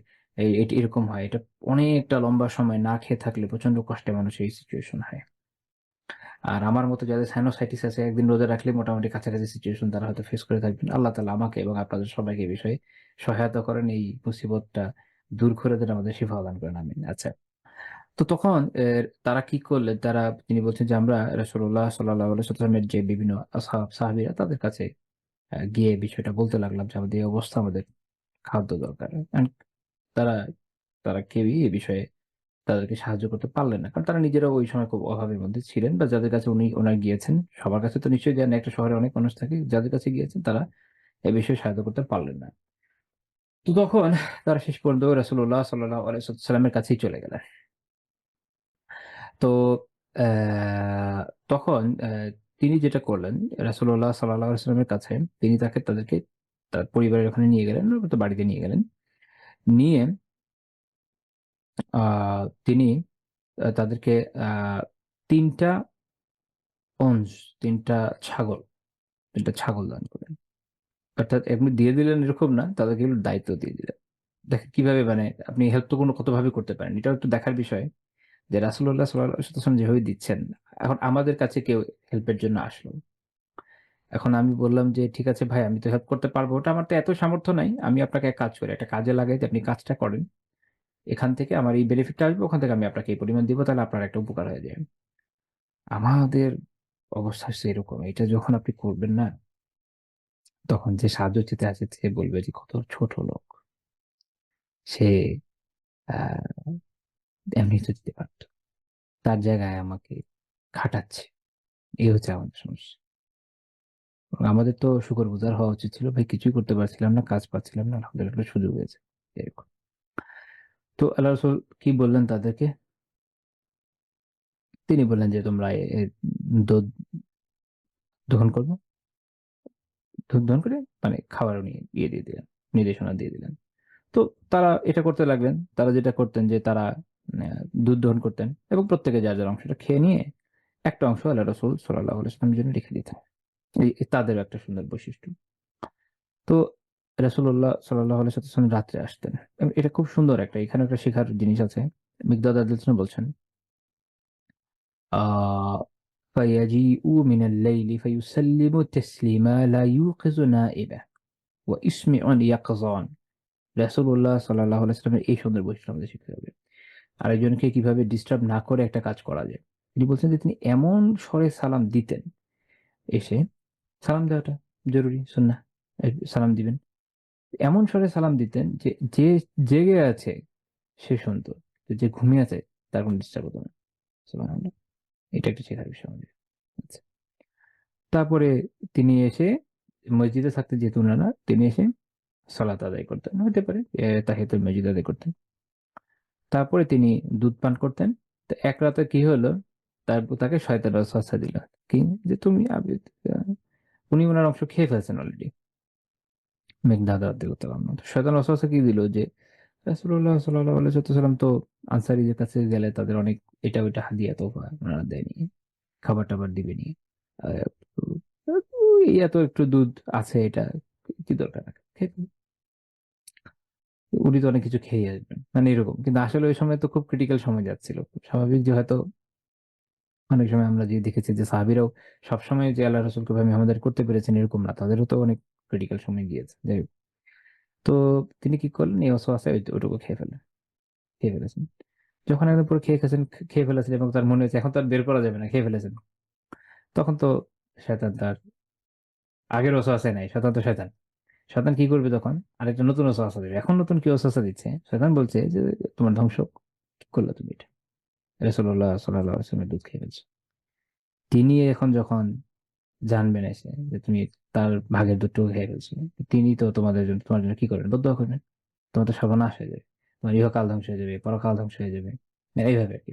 শয়তানের কাজ এটা। শয়তান কি করে? খেয়াল করে দেখেন। শয়তান ১ম এ ওয়াসওয়াসা দিবে যে আসো এই একটা পাপ করো, কাজ করো। এটা তো খুব সুন্দর কাজ। সমস্যা নাই। অনেকেই করে, এই হয়, সেই হয়। কি হয়? কতজনই করতেছে। ঠিক আছে। করেই ফেলো। করেই দেখো কেমন লাগে। করবেন, করার পরে তারপর আবার রাসূল সাল্লাল্লাহু আলাইহি ওয়াসাল্লাম যা তুমি এটা করলা, এটা এত বড় পাপ করলা, তুমি ধ্বংস হয়ে যাবে। আল্লাহ তাআলা তোমার উপর কখনো রহমত করবেন না। তখন কি হবে? এইভাবে শয়তান ২ দিক থেকে আপনাকে ধ্বংস করে দিবে। আচ্ছা, তো এখন তিনি তো একটু চিন্তায় পড়ে গেছেন। তখন তিনি তার নিজের অবস্থা বর্ণনা করছেন যে আ উম উনি বলছেন যে, "ওয়া আলাইয়া শামলা।" আমার তখন একটা চাদর ছিল। এবং এটার অবস্থাটা দেখেন সাহাবীদের কি অবস্থা ছিল। সুবহানাল্লাহ।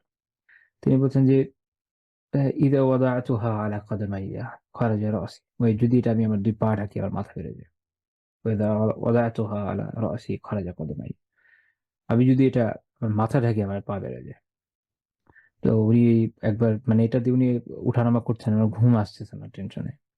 এখন তার সাথী যারা ঘুমাচ্ছেন ওনারা তো ওনাদের অংশ খেয়ে আগে ঘুমিয়ে গেছেন। ওনাদের তো দায়িত্ব ছিল না, ওনারা জানেন না কি অবস্থা।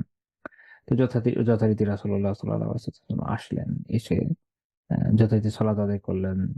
তো এসে দুধের ঢাকনা খুলে দেখেন কিছু নেই। আর তিনি তো খুব টেনশনে পড়ে গেছেন।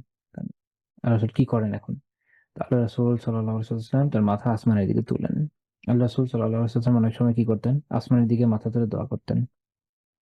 এজন্য শেখ আ সুলাইমান বিন মাহমুদ আল-লুহাইমিজ হাফিজাহুল্লাহ তাআলা ওনার কিতাব দুরুসুন ফিকহিয়াতে উনি এটা বলছেন যে আ এই হাদিসটা এইটার জাওয়াজের দলিল, অর্থাৎ এটা জায়েজ হওয়ার দলিল যে সলাতের বাইরে আসমানের দিকে এরকম তাকিয়ে দোয়া করা যায়। তো যাই হোক, আবার প্রসঙ্গে চলে আসি। তো তখন রাসূলুল্লাহ সাল্লাল্লাহু আলাইহি ওয়াসাল্লাম এরকম আসমানের দিকে তাকিয়ে তিনি দোয়া করলেন যে, "আল্লাহুম্মা আত'ইমান আত'আমানি ওয়াসকি মান সাকানি।" হে আল্লাহ, যে আমাকে খাওয়ায় আপনি তার খাবার তাকে খাওয়ান। আর যে আমাকে পান করায় আপনি তাকে পান করান। সুবহানাল্লাহ। এটা হচ্ছে তার বড়ত্ব, তার মহত্ব। তিনি দেখছেন যে নাই।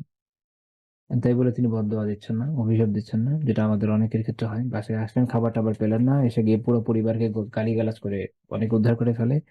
বদদোয়া করে আরো কত কিছু করে। আলিয়াযুবিল্লাহ, এগুলো ঠিক না। এগুলো করা উচিত না। কল্যাণের দোয়া করা উচিত। এবং তিনি কত সুন্দর দোয়া করলেন। এটা আমাদের শেখার জিনিস। এটা আমাদের শেখার জিনিস। এটা হিসনুল মুসলিমে পাবেন। ওখানে এটা অধ্যায়টা হচ্ছে এটা যে আ আত-তা'রিযু বিদুআ লিতলাবি তাআমি আও ইশ-শারাব। খাবার বা পান করার কোনো কিছুর জন্য দোয়া করা। মানে কাউকে উপস্থাপন করা কারো সামনে। অর্থাৎ এই দোয়া দিয়ে মূলত যেটা বোঝানো হয় সেটা হচ্ছে যে, আমি খেতে চাচ্ছি বা আরেকটু খাবার আমাকে দেন বা এভাবে আরকি। আপনি খেতে বসছেন একটা ইয়েতে একসাথে অনেকজন। তো আপনি চাচ্ছেন যে আপনাকে কেউ আরেকটু সার্ভ করুক। তখন এভাবে দোয়া করা।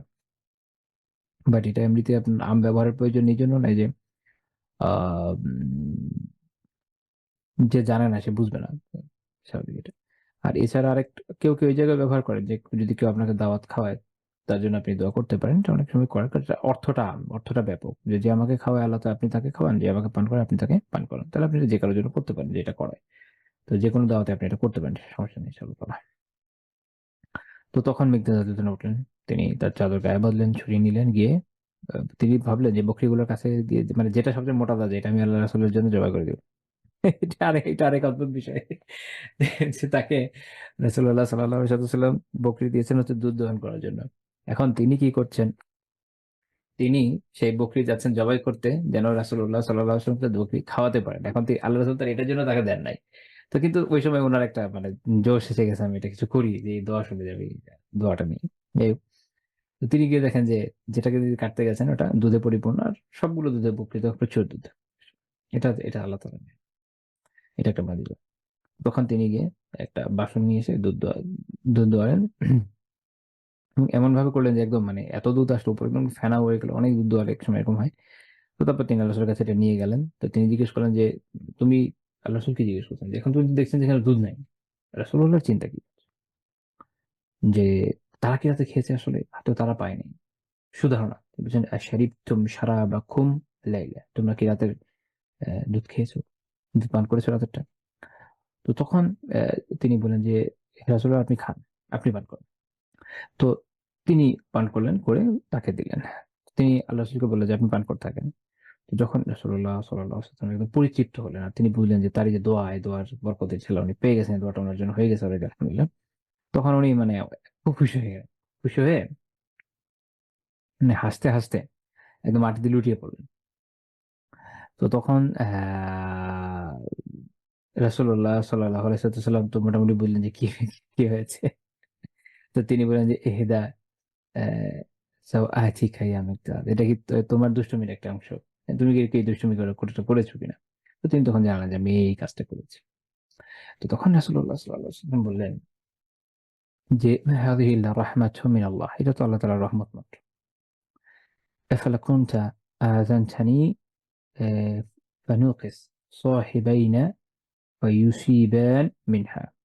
তো যদি এটা আমাকে আগে জানাতে তাহলে আমি তো এই আমাদের যে সাথীদ্বয় এদেরকেও ডাকতাম। তাহলে এই যে আল্লাহ তাআলার রহমত এটার ভাগ তারাও পেত। তো আমরা এই বিশাল বর্ণনাটা থেকে অনেকগুলো বিষয় আলহামদুলিল্লাহ দেখলাম এবং শিখলাম। এটা সহিহ মুসলিমের হাদিস যে অভাবের সময় আপনার যে সামান্য সামর্থ্য আছে এটা দিয়েও মেহমানদারি করা যায়, সহায়তা করা যায় এবং রাসূলুল্লাহ সাল্লাল্লাহু আলাইহি ওয়াসাল্লাম সাহাবীদের সাথে এরকমই ব্যবহার করেছেন। আ এবং মেহমান থাকা অবস্থায় তাদের দ্বারা কোনো সমস্যা হয়ে যেতে পারে। একটা বাসায় যখন বাইরের মানুষ থাকে উম হারাম কাজ ছাড়া এমনি সাধারণ যেকোনো দুর্ঘটনা ছোটখাটো হয়ে যেতে পারে। কোনো একটা কিছু নষ্ট করে ফেলতে পারে। অনেক কিছু হয়ে যায়। এটা ইম্পসিবল না। একটা ক্ষতি হয়ে যায়। সেটাকে কিভাবে সহনশীলতার সাথে ট্যাকল দিতে হয় সেটা কিন্তু আমরা এখান থেকে দেখলাম। এবং রাসূলুল্লাহ সাল্লাল্লাহু আলাইহি ওয়াসাল্লামের নিজের যে হুসনে জন তার যে সুধারণার ব্যাপ্তি এটা আমরা দেখলাম যে তিনি কিন্তু এই চিন্তা করছেন না যে তারা কি সবাই খেয়ে আমার জন্য না রেখে বসে আছে? নাকি ঘুমিয়ে গেছে? এটা উনি চিন্তা করেন নাই। কারণ তিনি এভাবে চিন্তা করেছেন যে তার মতো মহান ব্যক্তি সত্তা তার জন্য কি তারা না রেখে নিজেরা খেয়ে ফেলেছে? নিশ্চয়ই তা হয় না। হয়তো তারাও অভুক্ত থাকতে পারে। এজন্য উনি তো আগে খোঁজ নিয়েছেন যে তাদের কি অবস্থা। তো এটা একটা শিক্ষার বিষয় যে মেজবান আগে খোঁজ নিবে যে মেহমানদের কি অবস্থা, তারা কি খেয়েছে? তারপরে আমি খাবো। তো আলহামদুলিল্লাহ এই বিষয়গুলো আমরা শিখলাম। আসেন এরপর একটা রিওয়ায়াতে আমরা যাই। যে তিনি মেহমানদের সাথে বসতেন, তাদের সাথে খোশগল্প করতেন এবং হাসতেন। এটা আমি বলেছি এর আগেও। বাট এটা একটু বিস্তারিত আমরা দেখব ইনশাআল্লাহ তাআলা। ইমাম জুররি রাহিমাহুল্লাহ তাআলা তার কিতাব আছে আশ-শরিআহ এই কিতাবে উনি একটা হাদিস উল্লেখ করেছেন। আশ-শরিআতে। তো সাওবান রাদিয়াল্লাহু তাআলা আনহু ছিলেন রাসূলুল্লাহ সাল্লাল্লাহু আলাইহি ওয়াসাল্লামের খাদিম। ওনার আজাদ দাস আসলে। ওনার মুক্ত করে দেওয়া দাস। তো তিনি বললেন যে একদিন নাযালা বিনা যায়ফুন বাদাউইয়ুন। মানে আমাদের কাছে একবার এক এই উপত্যকার অধিবাসী বেদুইন এক ব্যক্তি আসেন, বেদুইন সাহাবী আসছেন। তো তিনি আল্লাহ রাসূলের সাল্লাল্লাহু আলাইহি ওয়াসাল্লাম সামনে বসছেন এবং আবা বুয়ুতি তার বাড়ির সামনেগুলো বাড়িগুলো তো এক পাশাপাশি সবগুলো বাড়ি। এর সামনে বসে কথা বলছেন। তো আল্লাহ রাসূল জিজ্ঞেস করছেন যে তারা ইসলামে আসার পরে তাদের অঞ্চলের লোকদের অনুভূতি কি? সলাতের সাথে রিলেশন কি? তো তখন তিনি যখন এই উত্তরগুলা দিচ্ছেন সেই বেদুইন সাহাবী রাসূলুল্লাহ সাল্লাল্লাহু আলাইহি ওয়াসাল্লাম অত্যন্ত আনন্দিত হচ্ছেন। যে ইসলামকে তারা যে ভালোবাসে, সলাতের সাথে তাদের রিলেশন এটা তাকে অত্যন্ত আনন্দিত করছিল। কিন্তু এরকম কথাবার্তায় বেলা বেড়ে যাচ্ছে। তার মাঝে মেহমান আসছেন, মেহমানের ইচ্ছের সাথে কথা বলা, তাকে সময় দেওয়া। এটা আমরা এখানে দেখলাম। এবং সময়ের ক্ষেত্রে এটা একটা গুরুত্বপূর্ণ বিষয় যে উনি আসলে কি নিজেদের যদি মোটামুটি ফিল্ড আলাপ আলোচনায় মিলে যায় আলোচনা করাটা একটু সহজ হয়। এটা সত্য যে এখন একজন যদি আপনার কাছে আসে যার দুনিয়ার সকল জ্ঞান এবং সকল চিন্তাধারায় আপনার একদমই মিলে না, কোনো কমন গ্রাউন্ড নাই। তখন আসলে আলোচনা করাটা খুব টাফ। খুব বেশি টাফ। তো কোনো দেশে আবার এরকম কিছুই আছে। আমি এগুলো কিছু জোকস পড়ছিলাম যে ব্রিটিশরা মেবি আবহাওয়া নিয়ে আলোচনা করে বেশ আল্লাহু আলাম। তো এরকম হলে ভালো যে একটা কমন গ্রাউন্ড তৈরি হয়ে যায়। দেখা হবে, আবহাওয়া নিয়ে আলোচনা করবেন এই আরকি। যাই হোক মূল কথা হচ্ছে যে একটা আলোচনার জন্য কিছু একটা থাকা লাগে। আচ্ছা। তো তখন যেহেতু অনেক বেলা হয়ে গেছে, এখন তাদের খাওয়ার একটা বিষয় আছে। তো রাসূলুল্লাহ সাল্লাল্লাহু আলাইহি ওয়াসাল্লাম সাহাবা রাদিয়াল্লাহু ডাকলেন এবং ইশারায় ডেকে উনি আস্তে তাকে বললেন যে, আয়েশার কাছে যান। আয়েশা রাদিয়াল্লাহু আনহার কাছে পাঠিয়ে দিলেন এবং তাকে বলতে বললেন যে, আল্লাহ রাসূল সাল্লাল্লাহু আলাইহি ওয়াসাল্লামের একজন আ মেহমান আছে। তো আয়েশা রাদিয়াল্লাহু বললেন যে, "ওয়াল্লাযী বাআসাক বিল হুদা ওয়া দীনিল হক" যে আল্লাহ তাআলা আপনাকে আ সত্য হেদায়েত এবং দ্বীন হক দিয়ে প্রেরণ করেছেন। তার কসম মা আসবাহা ফি বাইতিনা শাইউন ইয়াকুলুহু আহাদ। আমার বাসায় এমন কিচ্ছু নাই যেটা কেউ খাইতে পারে। তো তারপরে তিনি একে অন্যান্য স্ত্রীদের কাছে পাঠালেন। সবার একই অবস্থা। কারো কাছেই কারো কিছু নাই। সুবহানাল্লাহ। এখানে আমরা এটা দেখলাম যে রাসূলুল্লাহ সাল্লাল্লাহু আলাইহি ওয়াসাল্লামের যে জুহদ, তার যে দুনিয়াবিমুখতা এবং তার স্ত্রীদেরও। আমি মনে হয় এর আগেও বলেছি আপনাদেরকে যে একটা সময় ছিল যে এটা আমরা পিছনে আলোচনা করেছি খুব বিস্তারিত যে শুরুর একটা সময় তো এমন ছিল যে উনাদের কাছে আসলে আর্নিং ই তেমন ছিল না। কিন্তু যখন খন্দকের যুদ্ধের পরে বনু কুরাইজার ভূমিটা পাওয়া গেল, ফাদাক পাওয়া গেল, হুদায়বিয়ার যুদ্ধে, তারপরে অন্যান্য অঞ্চলগুলো জয় হলো, তখন আল্লাহ তাআলা এত রিজিকের ব্যবস্থা করলেন যে আলহামদুলিল্লাহ তাদের আসলে ওভাবে অভাব থাকে নাই। কিন্তু তখন তারা এক ধরনের আ স্বেচ্ছায় গ্রহণ করা এক ধরনের আ অভাবকে বরণ করেছেন এবং যেটা যেটা ইসলামে প্রশংসার বিষয় হচ্ছে এটা যে মানে কেউ যখন নিজে থেকে অভাবকে অ্যাকসেপ্ট করে সেটা কিরকম? যে আপনার অনেক আর্নিং আছে, আপনি আল্লাহর রাস্তায় এমনভাবে ব্যয় করছেন যে আপনি আলহামদুলিল্লাহ আর্নিং আছে, আপনি আল্লাহর রাস্তায় প্রচুর ব্যয় করেন। এর ফলে আপনি চলেন খুব সিম্পলি। আপনার কাছে এত টাকা থাকে না। ইভেন আমি এই এখনকার সময়ে এমন অনেকের কথা শুনেছি। আমার এক ভাই উনি আরেকজনের কথা আমাকে জানিয়েছিলেন যে যার আলহামদুলিল্লাহ যা উপার্জন ছিল আই থিংক তার ৪ ভাগের ১ ভাগ দিয়ে উনি উনার পরিবার থেকে শুরু করে সবকিছু খরচ ব্যয় করতেন। ৪ ভাগ আর আই থিংক যে ২ ভাগ বা ৩ ভাগ হবে হয়তো। যে এটা দিয়ে উনি পুরাটাই আল্লাহর রাস্তায় বিভিন্ন খাতে বিপুল পরিমাণে ব্যয় করতেন। তো এরকম লোকদের দেখলে আসলে ঈর্ষা জাগে সুবহানাল্লাহ। তো এটা হচ্ছে ইসলামের প্রশংসিত ফকর বা প্রশংসিত আপনার দারিদ্র্য। তো উনারা এটা অ্যাকসেপ্ট করে নিয়েছেন। তো যে প্রচুর ব্যয় করতেন। আপনারা আয়েশা রাদিয়াল্লাহু আনহার জীবনে যদি পড়েন দেখবেন যে আ আব্দুল্লাহ বিন জুবাইর রাদিয়াল্লাহু আনহু একবার উনাকে প্রচুর পরিমাণ অর্থ দিয়েছিলেন। উনি একদিনে পুরাটা দান করে শেষ করে দিয়েছেন। এরকম যখনই আসতো ২ হাতে অকাতরে ব্যয় করতেন। এমনকি কখনো এটা ভুলে যেতেন যে বাসায় খাওয়ার কিছু নেই। সুবহানাল্লাহ। উনাদের মতো হওয়া আসলে আমাদের পক্ষে সম্ভব না। এটা বাস্তব। বাট আমরা চেষ্টা করতে পারি যতটুকু পারি ইনশাআল্লাহ। তো তারপরে যেটা হলো যে ওই সালমান আল হোসেন বলছেন যে খান আল বাদাউই আকিলান। এই যে বেদুইন উনি খুব বিচক্ষণ ব্যক্তি ছিলেন। তো তিনি বুঝে গেছেন যে খাবার-টাবার নাই। তো তিনি রাসূল সাল্লাল্লাহু আলাইহি ওয়াসাল্লামকে বলছেন যে ইন আহলাল বাদিয়া এই মা'নুন ফি জামানিনা লাসনা কাআহলিল হাদার। এখনকার আমরা যারা উপত্যকার বাসিন্দা আমরা যারা এরকম বেদুইন আছি এরকম শহরের বাসিন্দাদের মতো এরকম দুর্বল না। যে আমাদের তো এক এক এক আ এক কবজা এক মুঠ খেজুর হয়ে গেলে, একটু দুধ পেয়ে গেলে আমাদের চলে। এনাফ এটা আমাদের জন্য যথেষ্ট। মানে উনি বুঝিয়ে দিচ্ছেন যে আমার কিন্তু অল্প হলেই চলে। তো ওই সময় তাদের একটা রাসূলুল্লাহ সাল্লাল্লাহু আলাইহি ওয়াসাল্লামের একটা ছিল, একটা ছাগল ছিল। এটার নাম ছিল হচ্ছে আপনার সামরা। তো এই সামরা তখন বাইরে যাচ্ছিল। তো আল্লাহ রাসূল তাকে ডাকলেন যে সামরা, সামরা নাম ধরে ডাকলেন যে সামরা, সামরা এদিকে আসো। তো সে ওই যে ম্যাঁ করতে, করতে আল্লাহ রাসূলের কাছে চলে আসে। আল্লাহ রাসূল সাল্লাল্লাহু আলাইহি ওয়াসাল্লাম তার পা ধরলেন এবং তার ওলানে হাত বুলালেন এবং বিসমিল্লাহ বলে দুধ দোয়ানো শুরু করলেন। এটা একটা মুজিজা। দুধ ওই সময় ছিল না। তো আলহামদুলিল্লাহ দুধ আসলো। তো পাত্র ভরে গেল। তো তিনি ওই সাহাবীকে, বেদুইন সাহাবী যিনি তাকে দিলেন, তাকে পান করতে দিলেন এবং প্রত্যেকবারে বললেন যে বিসমিল্লাহ বলে খেতে বললেন। তো তিনি খেলেন, তিনি পান করলেন। পান করার পরে তার ভরে গেছে পেট। তারপরে তো আল্লাহ রাসূল আরো খাওয়ালেন। যতক্ষণ মাশাআল্লাহ আল্লাহ তাআলা যতক্ষণ চেয়েছেন খাওয়ালেন। তারপরে তিনি এটা আয়েশা রাদিয়াল্লাহু আনহার কাছে পাঠালেন, অন্যান্য স্ত্রীদের কাছে একে, একে পাঠালেন এবং সবশেষে নিজে পান করলেন এবং সাহাবা রাদিয়াল্লাহু আনহুকে পান করালেন এবং দোয়া করলেন এই ছা বকরির জন্য যে আল্লাহুম্মা বারিক লি আহলিহা ফিহা। অ্যা যে আল্লাহ তাআলা একে এবং এর পরিবারকে বারাকা দান করেন। তো এটা একটা গুরুত্বপূর্ণ বিষয়। তাহলে এই ধরনের চতুষ্পদ জন্তুর জন্য দোয়া করা যায়। তো এখানে আল্লাহ রাসূল সাল্লাল্লাহু আলাইহি ওয়াসাল্লামের একটা মুজিজাত আমাদের সামনে আসলো। মেহমানের জন্য তার যে একটা তরফ এটা আসলো। আ এই আদবের বিষয়গুলো আসলো যে পরিবারের কাছে চেয়ে পাঠাবে এটা একটু গোপনীয়তার সাথে চিৎকার চেঁচামেচি করে না। অনেকে যেটা করে একদম চিৎকার চেঁচামেচি করে ডাকা শুরু করে। আর কিছু নাই মানে এই সেই একদম বাড়ি মাথায় উঠায় ফেলে। আগে কই ছিল? আগে কেন বলো নাই? হতেই পারে, নাই থাকতে পারে সুবাট। যে আপনি হয়তো আগে থেকে জানেন আপনি এখন আপনাকে যদি আপনি একজন পুরুষ মানুষ, আপনি বিভিন্ন কাজ করছেন বাইরে, বিভিন্ন জায়গায় যাচ্ছেন।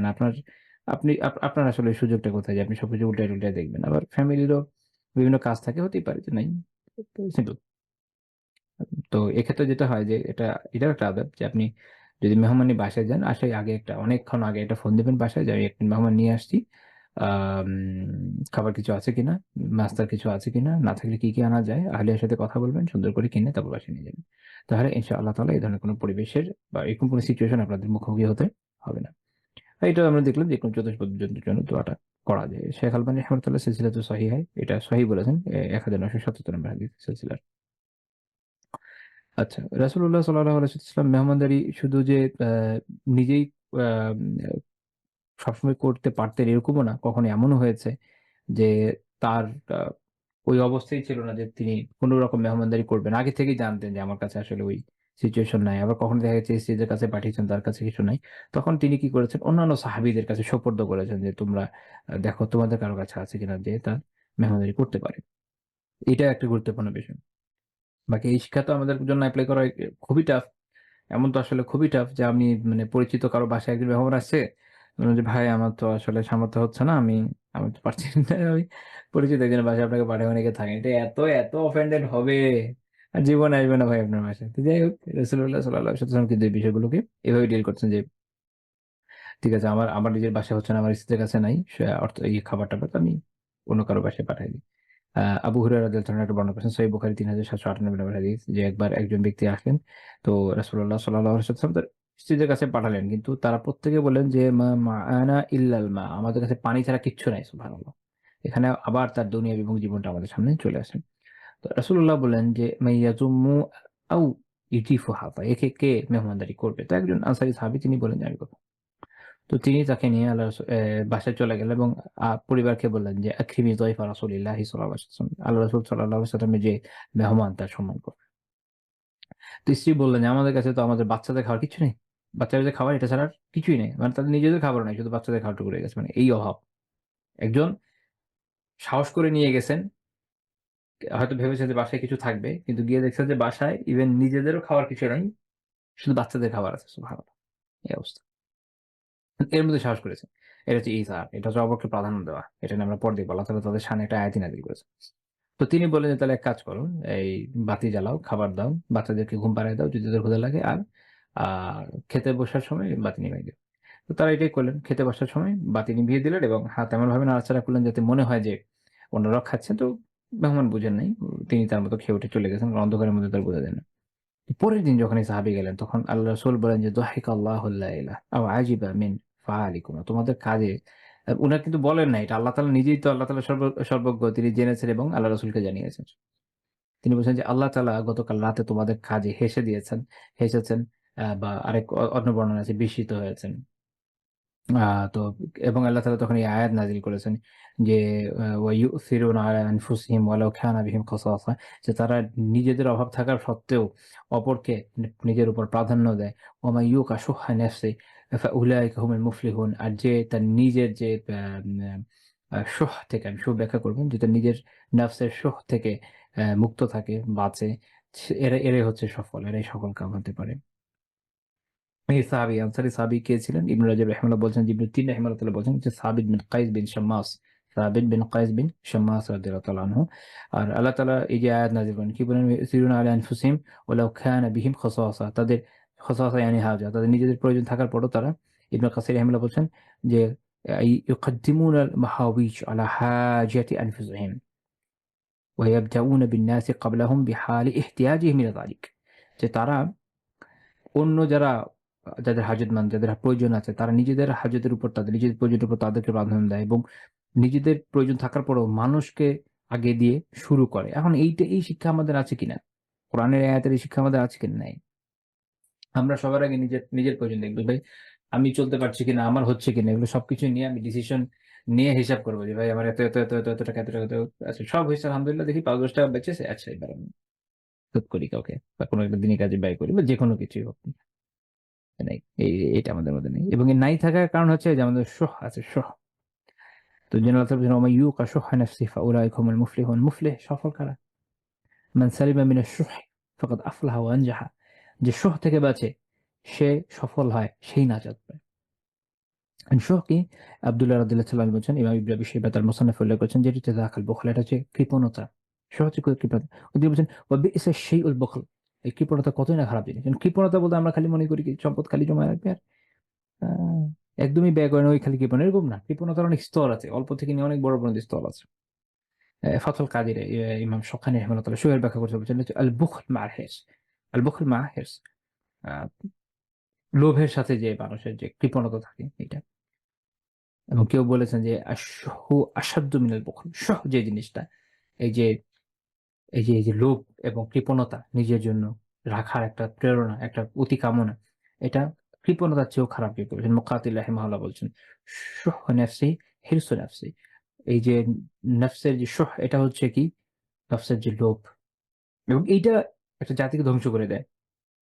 সহিহ মুসলিমের ২৫৭৮ নম্বর হাদিস জাবির বিন আব্দিল্লাহ রাদিয়াল্লাহু তাআলা বর্ণনা করেছেন যে রাসূলুল্লাহ সাল্লাল্লাহু আলাইহি ওয়াসাল্লাম বলেছেন, "ইত্তাকুজ যুলম ফাইন্না যুলমা যুলমাতু ইয়াওমাল কিয়ামাহ।" জুলুম থেকে বাঁচো। কিয়ামতের দিন জুলুম অন্ধকার হয়ে আসবে। তারপরে বলছেন, "ওয়াত্তাকুশ শুহ।" শুহ থেকে বাঁচো। ফাইন্না শুহ ফাইন্না শুহা আহলাকা মান কানা ক্বাবলাকুম। এই শুহ তোমাদের আগে যে জাতি ছিল এগুলোকে ধ্বংস করিয়েছে। হামালাহুম কিভাবে? হামালাহুম আলা আন সাফাকু দিমাআহুম ওয়াস্তাহাল্লু মাহারিবাহুম। এই শুহ তাদেরকে এই অবস্থায় নিয়ে গেছে যে তারা একে অপরের রক্ত ঝরিয়েছে। রাইট? লোভ, লালসা, নিজের চাহিদাকে বড় করে দেখা, কোনো কিছুর কামনায় মাথা খারাপ হয়ে যাওয়া। এটা মানুষকে এ পর্যায়ে নিয়ে যায় যে একে অপরকে রক্ত ঝরায়। আমাদের দেশের পলিটিক্যাল সিচুয়েশন দেখেন না? এটার জন্যই তো হয়। শুহ নাফসি একদম শেষ। এবং এর ফলে তারা কি করেছে? তাদের যে হারামগুলো এগুলোকে হালাল করে নিয়েছে। মানে হারামকে আবার হালাল কেমনে করে নেয়? অনেকে মনে করে এগুলোর মানে হচ্ছে কি বলতে হবে যে ভাই এটা হালাল। না এরকম না। হারামকে হালাল করে নেওয়ার মানে এটা একটা সাধারণ একটা টার্ম। প্রকৃতি কি বুঝায়? যা হারাম ছিল তা ঘটিয়ে দিয়েছে গণহারে। তো তখন এটা যখন করেছে এর ফলে তো এইসব জাতিগুলো ধ্বংস হয়ে গেছে। এখন আপনি দেখেন আমাদের অবস্থা দেখেন, যাচাই করেন আমাদের মধ্যে এই যোগ্যতা আছে কিনা? এই সাহাবী যেভাবে ইসার করেছেন, নিজের উপর অন্যকে প্রাধান্য দিয়েছেন, তিনি তার স্ত্রী, এটা আমাদের মধ্যে আছে কিনা? ওভারঅল মুমিনদের মধ্যে আমাদের কি সিচুয়েশন ওভারঅল, তাহলেই বুঝতে পারবেন যে আমাদের ধ্বংসের কারণে যে সহিহ মুসলিমের হাদিসে চলে আসতেছে। আবুল হাইয়াজ আল আসাদি রাহিমাহুল্লাহ বলছেন যে কুনতু আতুফু বিল বাইতি ফারাআইতু রাজুলা। আমি কাবার তাওয়াফ করছিলাম, তো একজন ব্যক্তিকে দেখলাম, তিনি বলছেন যে আল্লাহুম্মা কিনি শুহা নাফসি, আল্লাহুম্মা কিনি শুহা নাফসি, আল্লাহ আমাকে আমার নাফসের শুহ থেকে আমাকে মুক্তি দান করেন, আমাকে নাজাত দেন, আমাকে বাঁচান, আমাকে, আমি আপনার কাছে আশ্রয় প্রার্থনা করি এই বিষয় থেকে। ওয়ালা ইয়াজুযু আলা যালিক, এর থেকে আর বেশি কিচ্ছু বলছিলেন না। তাওয়াফ করার পর আপনি যখন তাওয়াফ করবেন, যে দোয়া কবুলের সময়, তার মধ্যে তিনি এই একটাই দোয়া করে যাচ্ছেন। এত গুরুত্বপূর্ণ এই দোয়া। তো তখন তিনি জিজ্ঞেস করলেন, তিনি জানতেন না ইনি কে, জিজ্ঞেস করলেন, আপনি খালি এটুকুই কেন করছেন? তো তিনি সেই ব্যক্তি বললেন যে ইন্নী ইযা উকিতু শুহা নাফসি, আমি যদি আমার এই নাফসের শুহ থেকে বাঁচি, লাম আশরিক, আমি চুরি করব না, ওয়ালাম আজনি, আমি জিনা করব না, ওয়ালাম আফআল, আমি এটা কিচ্ছু করব না এগুলা। অর্থাৎ মানুষ এইসব গুনার মধ্যে যায় কেন জানেন? এই শুহের কারণে। তখন মানুষের এই নফসের প্রতি চাহিদা থাকে, কামনা থাকে। এটার জন্য সে কি করে?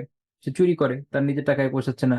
তার নিজের যা হচ্ছে এগুলো চলছে না। সে চুরি করবে, সে ডাকাতি করবে, তাই না? সে ছিনতাই করবে, সে ঘুষ খাবে, সে দুর্নীতি করবে, সে বিভিন্ন ধরনের জুলুম করবে। এই যে দেশের সিচুয়েশনে এখন আপনারা হয়তো জানেন যে বেশ কিছু প্রোডাক্টে আবার ট্যাক্স বাড়ানো হচ্ছে। ভাই এত টাকা দেশ থেকে পাচার হয়ে গেছে। আপনি আগে ওগুলো উঠায় নিয়ে আসেন। সাধারণ মানুষের পকেট কাটার আপনার কি দরকার? মানে এইসব ট্যাক্স তো আম মানুষ দিবে। যেটাই হোক, যেটা থেকেই হোক, দিবে তো আম মানুষ। তাও তো ইনকাম কোথায়? যাদের অনেক টাকা আছে তাদের কিন্তু ধরা হচ্ছে না। এগুলো হচ্ছে পুঁজিবাজি অর্থনীতির বড় সমস্যা। এটা ইসলামী শাসন ছাড়া এটা কোনো সমাধান হওয়া সম্ভব না।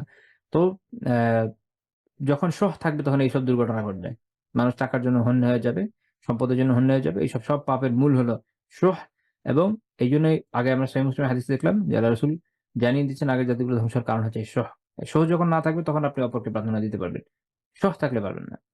তো যখন চিন্তা করবেন যে ওয়াইজা রাজুলু আব্দুর রহমান বিন আউফ রাদিয়াল্লাহু তাআলা আনহু। এই ব্যক্তি ছিলেন আব্দুর রহমান বিন আউফ রাদিয়াল্লাহু তাআলা আনহু। এটা ইমাম তাবরী রাহিমাহুল্লাহ তাআলা তার তাফসীরে উল্লেখ করেছেন। তো এই হাদিস থেকে আমরা অনেকগুলো বিষয় শিখলাম এবং আরেকটা বিষয় আমাদের কিন্তু আকীদাগত একটা ইলমও আছে যে আল্লাহ আযজা ওয়া জাল যে হাসেন, এটা এই হাদিস থেকে প্রতিপাদিত হয়েছে যে দহিক আল্লাহু লাইলা, আল্লাহ তাআলা রাতে হেসেছেন। তো এটা আল্লাহ তাআলার একটা সিফাত। আল্লাহ তাআলার এটা হচ্ছে কর্মগত সিফাত। আল্লাহ তাআলার দুই ধরনের সিফাত হয়, জাতি সত্তাগত সিফাত, হচ্ছে কর্মগত সিফাত। তো সকল সিফাতের ক্ষেত্রে মূলনীতি একটাই যে যেভাবে এসেছে আমরা এভাবে বিশ্বাস করি। আল্লাহু আ'লাম, আল্লাহর সামনে যেমন হয় তেমনই। এটার আমরা কোন ধরনের সরব বলি না, আমরা এটার কোনো তামসীল বা সাদৃশ্য বর্ণনা করি না। কোন ধরনের তাশবীহ বা ওই আংশিক সাদৃশ্য যেগুলো হয় এগুলো আমরা বর্ণনা করি না। আমরা আমরা বলি যে যেভাবে এসছে আমরা এভাবে বিশ্বাস করি। ব্যাস খতম। এই আমাদের আকীদা। তো এখান থেকে আমরা এই বিষয়টি জানতে পারলাম আলহামদুলিল্লাহ। তো আজকে আমাদের আলোচনা এ পর্যন্ত থাকবে ইনশাআল্লাহ তাআলা। আল্লাহ তাআলা যদি তৌফিক দেন আগামীকাল এখান থেকে আমরা পরবর্তী অংশে আলোচনা এগিয়ে নিয়ে যাব। সুবহানাকাল্লাহি ওয়া বিহামদিকা লা ইলাহা ইল্লা আনতা আস্তাগফিরুকা ওয়া আতুবু ইলাইক।